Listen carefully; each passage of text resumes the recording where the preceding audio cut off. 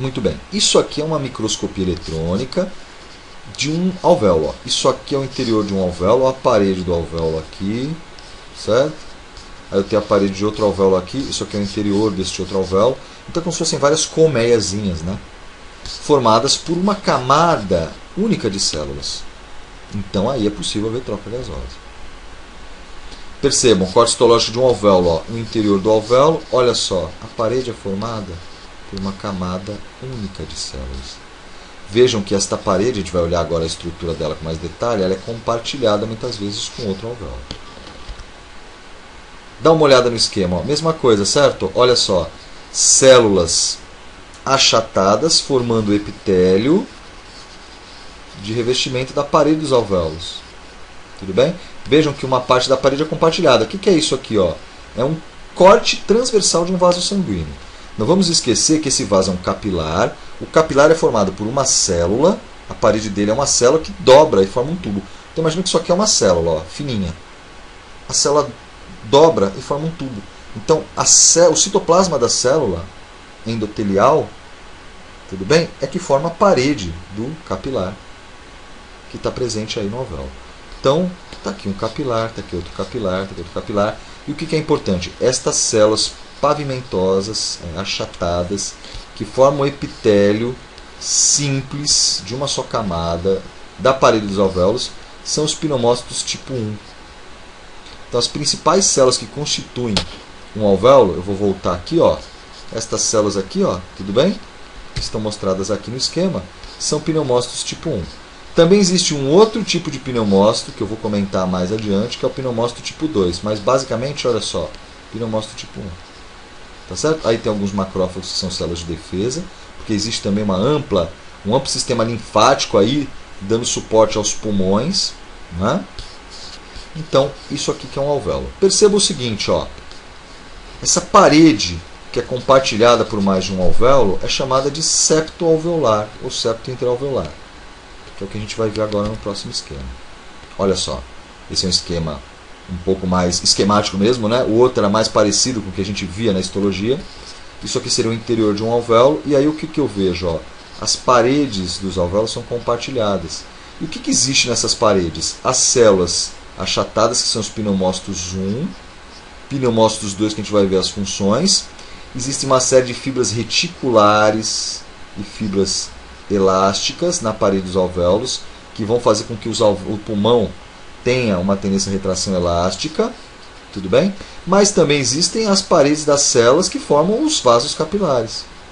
Essa estrutura é um septo alveolar, tá certo? Então os septos são essas paredes comuns a mais de um alvéolo. Percebam que se o gás está aqui, ele vai ter que atravessar a parede do septo para poder chegar, né, uma parte do septo, porque o septo é tudo isso, ó. Daqui para cá eu tenho entre eles um septo compartilhado. O gás quer chegar no sangue, ó, o vaso sanguíneo está aqui. Então o gás vai ter que sair de dentro do alvéolo e atravessar uma parte do septo para chegar dentro do vaso sanguíneo. Muito bem, voltando. Lembra que eu falei? Isto é um septo, isto é outro septo. O septo é compartilhado por dois alvéolos. Tudo bem? Existe uma série de estruturas celulares aqui. O que interessa? O gás está aqui dentro, o gás, ele quer passar para cá, para dentro do vaso sanguíneo. Tudo bem? Então ele vai ter que atravessar o septo inteiro? Não, porque senão ele passaria de um alvéolo para o outro. Ele vai atravessar por onde? Só um parênteses, existem poros alveolares, né? Por uma questão de segurança, para o alvéolo não insuflar demais. Poros para o ar ser distribuído por igual entre os alvéolos. Mas se o ar quer atravessar, ele quer atravessar por aqui. Só um minuto, telefone, desligou. Então, o ar, o gás, tem que sair daqui e tem que passar aqui e entrar aqui. Então ele tem que atravessar essa espessura. Próxima imagem está mostrando uma parte do septo, que é justamente a parte que o ar tem que atravessar. Aqui eu tenho o interior do alvéolo. Se o gás quer passar do alvéolo para o sangue, ele tem que atravessar essa parte do septo. Essa parede que o gás atravessa num sentido e no outro, para que haja troca gasosa, hematose, do alvéolo para o sangue, do sangue para o alvéolo, é chamada de membrana alvéolo capilar. Membrana alvéolo capilar. Tudo bem? É uma parte do septo. Voltando lá, o septo é toda essa parede. Um alvéolo compartilha o seu septo com o outro. O gás quer atravessar o septo inteiro? Não. Ele quer atravessar uma parte do septo. Ele quer atravessar daqui, de dentro do alvéolo para dentro do vaso sanguíneo. Isso aqui, ó, essa região que o gás quer atravessar, voltando lá, que está aqui representada, é a membrana alveolo-capilar. Tudo bem? Olha do que ela é formada. O gás está aqui dentro do alvéolo. Tudo bem o desenho? Há uma camada de líquido forrando a face interna, que é composta por uma substância chamada surfactante, eu vou comentar em seguida. O gás tem que atravessar essa pequena camada de líquido. Aí ele tem que atravessar o epitélio do alvéolo, a parede do epitélio do alvéolo aqui. Aqui estou mostrando os núcleos dessas células que formam a parede. Que células que são essas? Principalmente pneumócitos tipo 1. Aí tem uma membrana basal aqui, tudo bem? Do epitélio. É uma membrana muito fina. Aí eu tenho um pouco de material intercelular, intersticial entre as células. Fibras colágenas, fibras reticulares, mas também isso aqui, a espessura é muito pequena, é 1,5 micrômetros, daqui até aqui, ó, toda essa espessura. Aí o que nós temos? A membrana basal do capilar, muitas vezes essas duas membranas basais podem se apresentar fundidas, tudo bem? Em alguns pontos. E aí eu tenho a membrana da célula endotelial, que forma ali o endotélio. Lembra que eu falei que a célula endotelial, a célula achatada também, ela se enrola para formar um tubo, que é o endotélio, que é o capilar, né? E essa parede do capilar é o endotélio. Então o gás tem que atravessar essa membrana alveolo-capilar. Percebam, é uma distância muito pequena, de 1 a 1,5 micrômetros, 10 a menos 6 metros. Essa distância é o suficiente para que ocorra difusão de gás sem haver necessidade de energia. Então vejam, por que a gente olhou para a histologia dessas estruturas? Para entender onde pode haver troca gasosa. E qual o lugar primordial? O alvéolo, porque além de ele ter parede fina, a circulação ali é ampla, tá certo? Permitindo a troca gasosa, a hematose. Só para a gente lembrar, o que é difusão? As moléculas de gases, elas têm uma tendência a ter um movimento, uma energia cinética. Essa energia, esse movimento gera choques e uma tendência às moléculas se dispersarem de uma região de maior concentração para uma região de menor concentração. Então, que força move a difusão gasosa? É a diferença de concentração, basicamente. Só que quando a gente fala de um gás, a gente não fala da concentração, a gente fala da sua pressão parcial, que é a pressão que aquele gás exerce na mistura gasosa. O oxigênio vai exercer uma pressão na mistura gasosa chamada ar, tá certo? O oxigênio vai tender a ir de onde tem maior pressão, maior concentração de moléculas, para onde tiver menor concentração de moléculas. Para ir de onde tem mais para onde tem menos, não gasta energia. Então a difusão é um processo passivo. Só que para a difusão acontecer, eu preciso, primeiro, ter uma estrutura que permita a passagem do gás. Os gases são apolares, são lipossolúveis. Eles não gostam de misturar em água. Quando você mistura o gás no refrigerante, ele não sai, porque ele não gosta de misturar em água, porque ele é apolar, ele é lipossolúvel. Então, o gás passa fácil nas membranas biológicas. E aí, voltando aqui, ó, toda essa membrana alveolo-capilar que deve ser atravessada é formada basicamente por quê? É formada basicamente por membranas biológicas, bicamadas de lipídios, das células que são os pneumócitos e das células que são os endoteliócitos, as células endoteliais. Então, se tiver uma diferença de concentração de gás, primeiro, de onde tem mais para onde tem menos, vai ser a tendência da difusão sem gastar energia.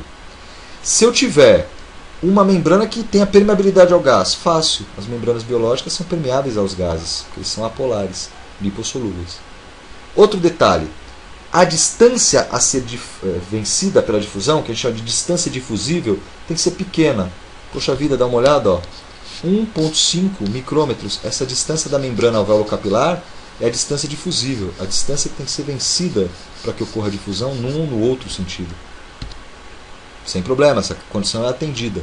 E um outro detalhe, eu preciso ter uma grande superfície. Quanto maior a superfície disponível, maior o processo de difusão. A gente vai ver daqui a pouco que os alvéolos constituem cerca de 140 metros quadrados de superfície de epitélio fininho para o gás poder atravessar. Tudo bem? Então, como eu acabei de dizer, né? 300 milhões de alvéolos. Se a gente somar suas superfícies, 140 metros quadrados.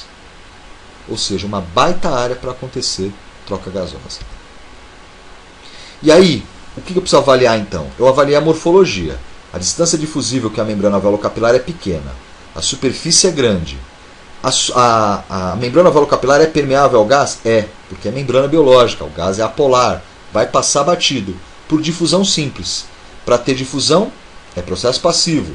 O gás vai de onde tem maior concentração para onde tem menor concentração. Como a gente está falando de gás, da maior pressão para menor pressão. Então agora o que eu preciso ver, quem vai dizer o sentido da difusão gasosa? É a diferença de concentração, de onde tiver mais para onde tiver menos. Vamos olhar aqui na imagem. Tudo bem o esquema? Ó? Um esquema seria um pneumócitos 1 do epitélio do alvéolo. Células endoteliais, aqui está mal representado, mas tudo bem, mostrando que a parede do capilar é formada por uma camada única de células. Isso aqui seria a membrana alvéolo-capilar, tudo bem? Essa seria a distância difusível, distância a ser vencida. Ela é pequena, nós já vimos. O que eu tenho? O sangue chegando ao pulmão, vindo do coração, chegando ao pulmão, dá uma olhada, com uma PO2 de 40 ml de mercúrio, uma PCO2 45. Ou seja, ele tem grande pressão de O2, de CO2 e pequena de O2. Este sangue é venoso. Ele está chegando aqui pelo capilar sanguíneo. Só que dá uma olhada dentro do alvéolo. O cara inspirou, o alvéolo está cheio de ar. No ar eu tenho uma PO2 de 104 e uma CO2 de 40. Vamos comparar? Se eu comparar o que tem no sangue com o que tem no alvéolo, dá uma olhada. Tem 40 de oxigênio no sangue venoso, 104 no ar que está dentro do alvéolo. Qual que é a tendência desse gás que está dentro do alvéolo? Passar de onde tem mais para onde tem menos. É o que acontece. Quando o sangue venoso chega aqui, ele recebe oxigênio do alvéolo, porque a pressão do CO2 no alvéolo, a pressão do O2 no alvéolo, do oxigênio, é maior. Aqui é 40 no sangue e 104 no alvéolo. Então o oxigênio vai se difundir. Hematose. Tudo bem? Por outro lado, dá uma olhada. 45 é a pressão de CO2, gás carbônico, no sangue venoso. E quanto que é no alvéolo? Ela é menor, ela é 40. Então o CO2 vai passar batido daqui de onde tem mais, 45, para cá, 40. Tudo bem? Isso precisa ficar muito claro. Se tiver dúvida, dá uma pausa agora, olha para essa imagem, pensa no que eu disse. O gás vai de onde tem maior pressão para onde tem menor pressão. Por isso o oxigênio vai do alvéolo para o sangue venoso. O gás carbônico vai do sangue para o alvéolo. Vejam, não é uma difusão? Vai de onde tem mais para onde tem menos. Mas vai até quando? Vai até atingir um equilíbrio químico. No caso, o equilíbrio de pressões. Então, no final da história, o sangue que sai daqui, ele não é mais venoso, ele é oxigenado. Dá uma olhada? Ele tem a mesma pressão de O2 e a mesma pressão de CO2 do gás que está dentro do alvéolo. Ou seja, ele tem maior pressão de O2 do que o sangue que chegou, ó, de 40 foi para 104, e tem menor pressão de CO2 do que o sangue que chegou, de 45 foi para 40. Aqui é o processo de troca gasosa, o processo de hematose. Tá certo? Pense bem nisso, vê se ficou claro. E aí, para a gente finalizar, uma coisa importante. Lembra que eu comentei que o epitélio do alvéolo é formado basicamente por pneumócitos 1, mas existe uma célula ali que é o pneumócito 2. Algumas células ali chamadas pneumócitos 2. Eles fabricam uma substância chamada surfactante pulmonar. Olha qual que é a ideia. Sempre que houver uma interface entre líquido e ar, o líquido vai tentar invadir o ar. Se a gente parar para pensar, a membrana alvéolo-capilar não é fininha? Dentro do vaso sanguíneo não tem líquido, que é o sangue? Dentro do alvéolo não tem ar? E o vaso sanguíneo não está em volta do alvéolo? Então nós temos uma situação similar à que está mostrada no esquema aqui. Ó. Eu tenho uma interface líquido-ar, como uma bola de sabão, uma bolha de sabão. Uma bolha de sabão tem uma superfície líquida e ar aqui dentro. O que o líquido tenta fazer? Invadir o ar. Quando o líquido tenta invadir o ar, ele gera uma força chamada tensão superficial. Tudo bem? É a tensão do líquido tentando invadir o ar. Se a gente fizer uma analogia, dá uma olhada. Isso aqui é uma interface. Líquido por fora, ar por dentro. A membrana alvéolo-capilar é muito fina, então é como se não tivesse nada ali entre o líquido de fora e o ar de dentro. Consequência, gera-se uma pressão de fora, uma tensão superficial de fora para dentro. Então, o sangue é como se ele quisesse invadir o alvéolo. Só que se ele fizer isso, essa força faz o que com o alvéolo? Fecha ele. Tem cartilagem no alvéolo? Não tem.